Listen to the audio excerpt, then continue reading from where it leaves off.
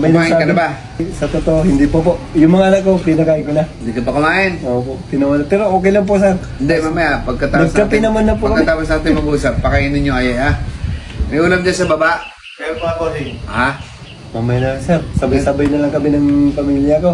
Hindi, ganito ang gagawin natin. Nagpa-video ako. Ay, yes, Kasi siyempre, yung iba nga, di ba? Nang nakaraan, naluloko kasi kami.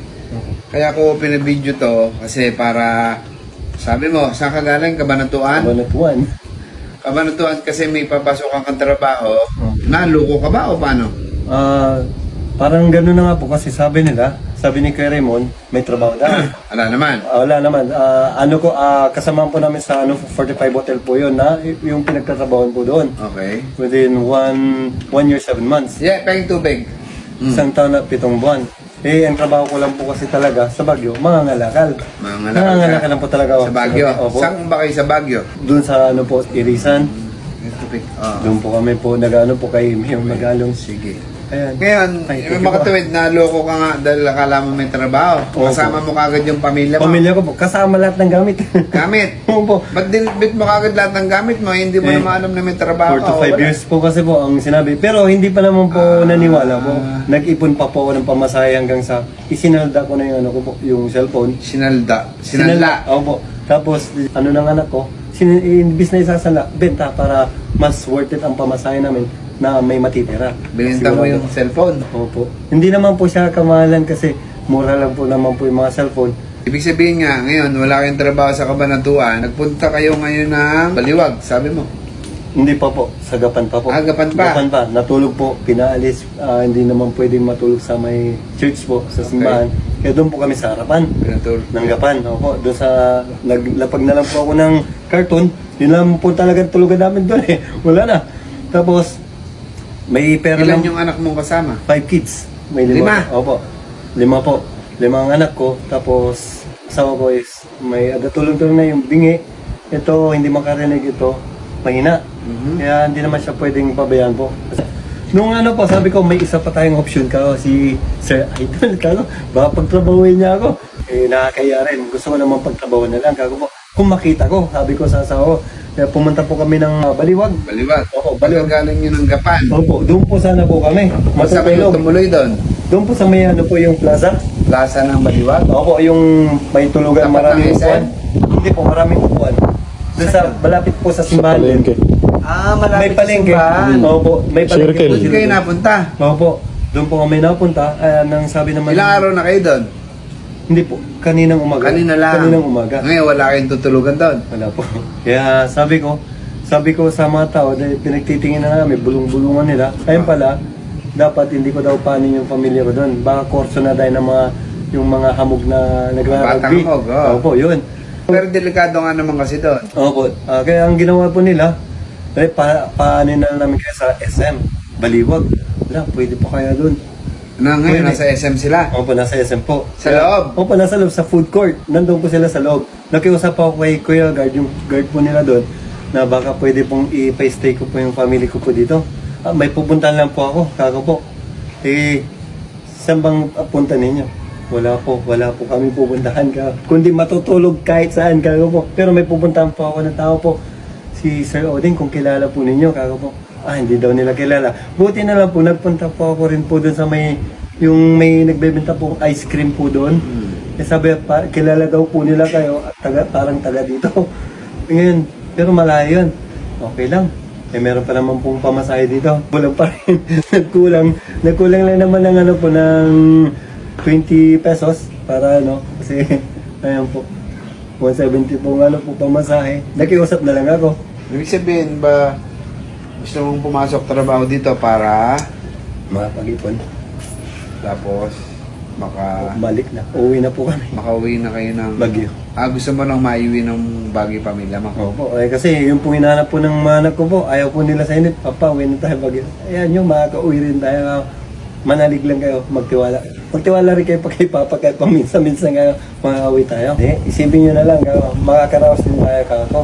Kaya, saka panalangin nyo na makita ko sila kako. Kung makita ko sila, malay nyo, bigyan ako ng trabaho kahit na 2 weeks lang.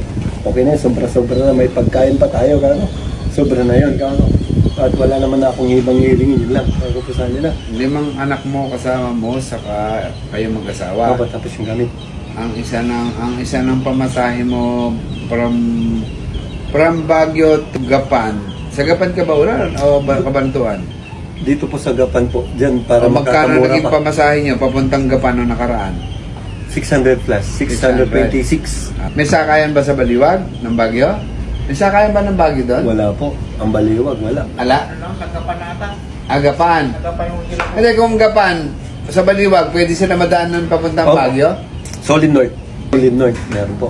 Sige, ganito na lang.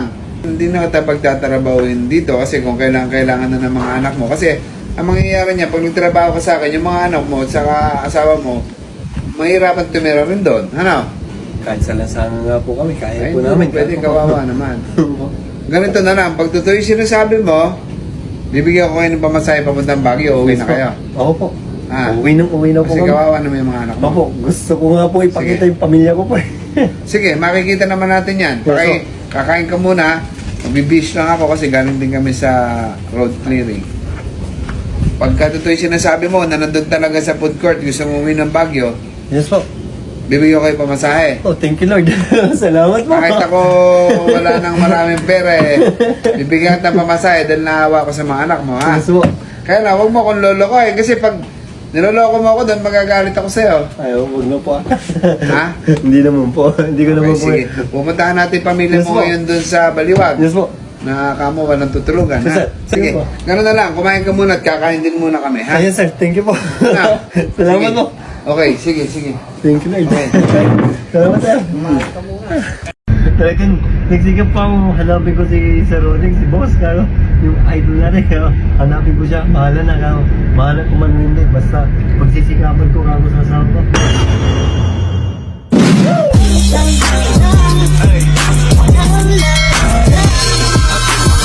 Ayan, mga ka-bossing, pupuntahan natin yung pamilya niya sa Baliwag. Kasi naiwan daw doon yung 5 anak niya at saka isang asawa niya. Abangan niyo po mga ka-bossing. Tara po, let's go. Pinagandaan ko po ang lahat, para lang po yung ano, Problema nga nun, Basahe. dahil to yung mga anak ko sa pag-aaral. okay lang po. Talaga, parang transfer, ita-transfer na lang, kaya, kasi Kung sana kung nakapagtrabaho nung totoo. opo, kung may trabaho po. Eh, kaso po, wala eh. Kaya, alis na, paglinis din po. Nabigyan din po ng kahit na kapiranggat na pera. Alis, pinagkasya po para makakain lang. At para makapunta po dito sa lugar po ninyo. Talagang nagsigap pa ako, hanapin ko si Sir Roding, si Boss, kaya yung idol natin, kaya hanapin ko siya, bahala na kaya, bahala kung man hindi, basta pagsisikapan ko kako sa asawa ko. Hanapin Pero ko. sinabihan mo yung pamilya mo na wag kayong aalis dyan sa SM. Ay, hindi po. Sinabi ko po talaga na huwag kayong alis. Talagang ano naman po sila. Pagka sinabi ko, dyan lang kayo, dyan lang sila. Yun lang po.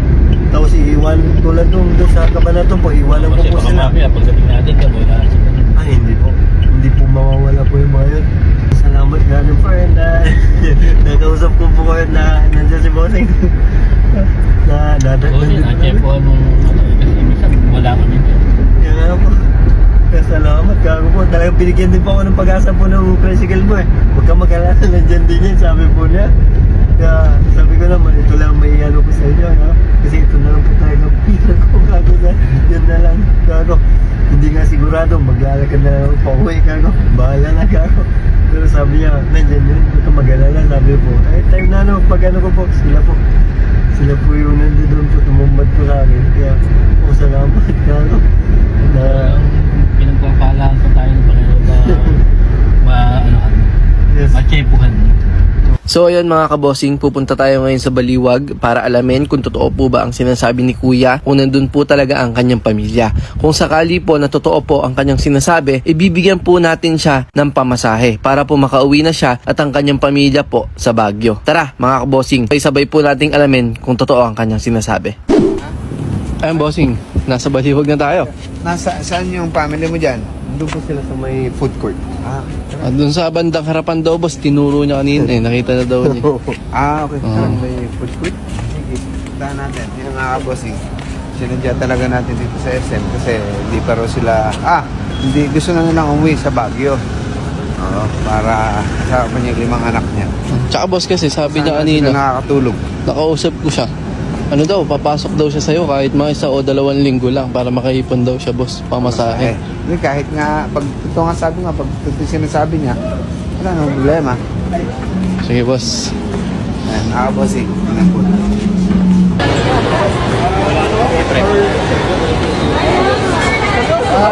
Hindi nga masaya siya na ako.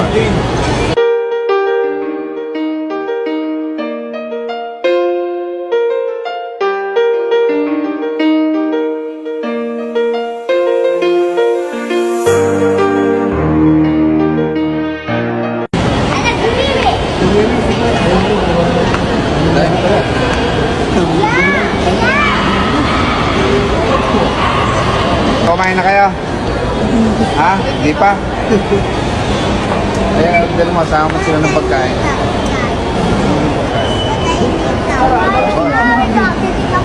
Tama mo, ipakainin mo muna yung pamilya mo doon. Ayun mga kabosing, napatunayan naman ni Kuya na totoo talaga ang sinasabi niya. Nakasama talaga niya ang 5 anak at ang kanyang asawa. Ngayon mga kabosing, di namin alam kung anong mararamdaman namin. Matutuwa ba kami dahil makakatulong kami? O malulungkot kami kasi ganito pala yung totoong kalagayan nila? Nasaan ba iba? Wala na po. Sa gibisit ko po. Nagalit po kaya. Kaya gano'n kayo punit-punit yung matapos yung rice cooker. Sayang. Nasira. Kumain muna kayo. Ha? Kahit umalis sila. Ito yung panganay.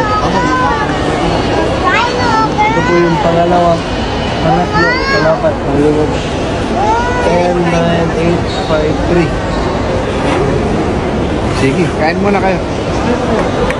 Ayun mga kabosing, papakainin muna natin sila bago natin pagplanuhan kung paano sila makakauwi ng Baguio. Pero ang sigurado mga kabosing, kasi 2 nga sasakyan na dinala natin para kung sakaling totoo ang sinasabi ni Kuya, madediretso na natin silang ihatid sa mga bus stop o sa sasakyan nila para hindi na sila mapagastos ng malaki.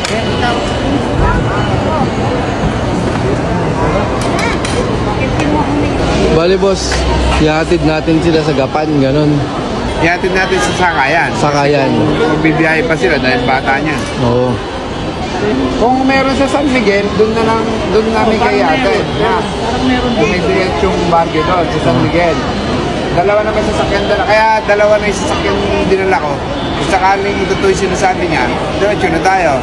2 sasakyan. Hindi, totoo naman pala yung sinasabi niya. Diretso na natin ang terminal. Ha? Paano bossing? Pagkakain, hatid na natin.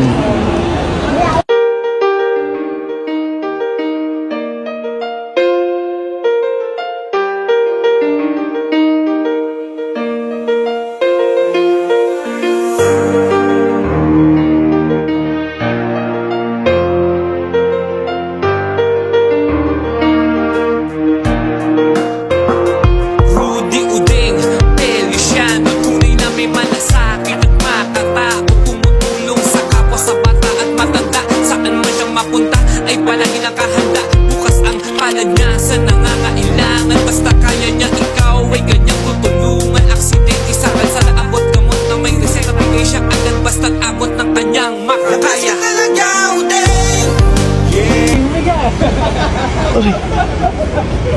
Boss, sa terminal na tayo. Oo, sasakay natin sila ng Pakabanatuan. Kasi may terminal ng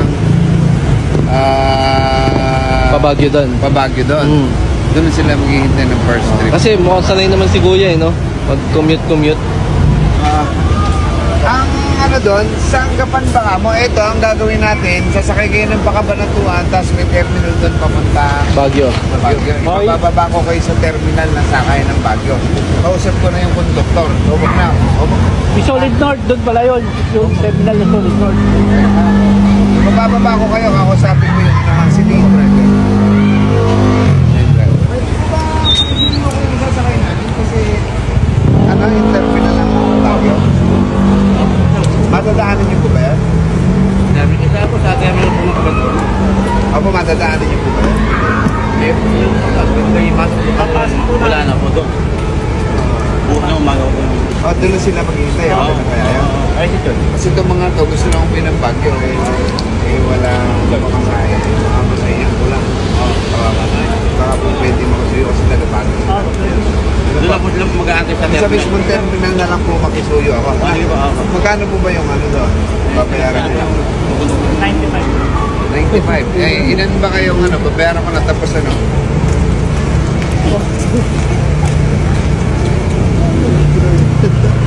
Yung dalawa ko. Ay, mami! Baguio ha? Bata rin po. Yung bata pa ko. Magkano na yung pamasahin nila, bossing? Para bayaran ko na.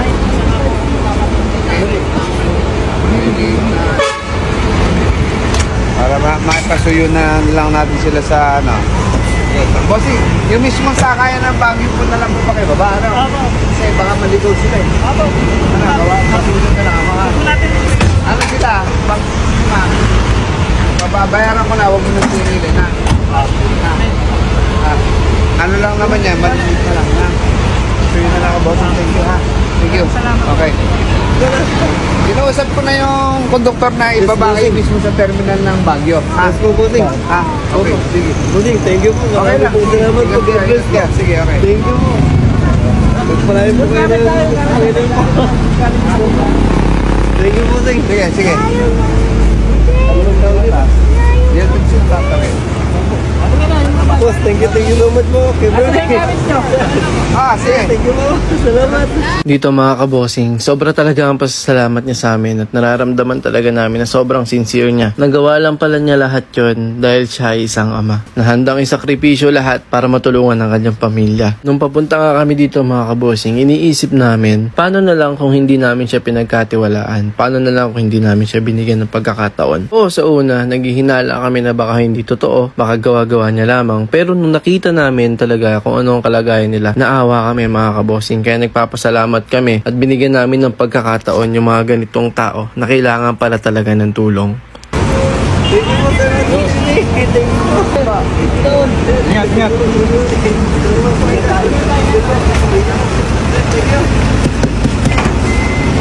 Bago po matapos ang bidyong ito, nais ko lamang pong pasalamatan lahat ng solid followers namin dahil hindi po kami makakatulong ng ganito kung hindi po dahil sa inyo. Maraming salamat po.